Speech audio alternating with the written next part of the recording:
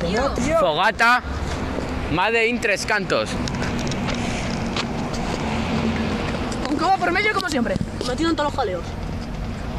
Como si fuera una puta. Qué bien barata.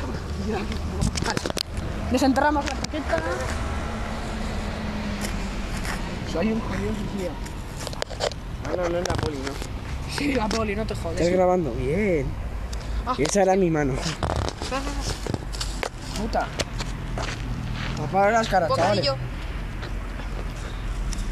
Soy sopota. Voy a la torre de control allá. Aquí desde la torre de control. Tío, que no se ve. Ya es de noche. Hola, hasta luego, Guerra. No, no, no. Oh, happy day. El fin está cerca. Oh, happy. No puedes escapar de tu destino. Han venido por ti. Chaqueta la brasa. El fuego se apaga.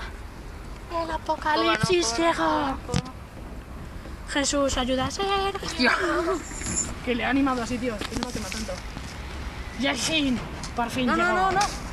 Oh. Puta madre. Pero Dios salvó un rayo de vida.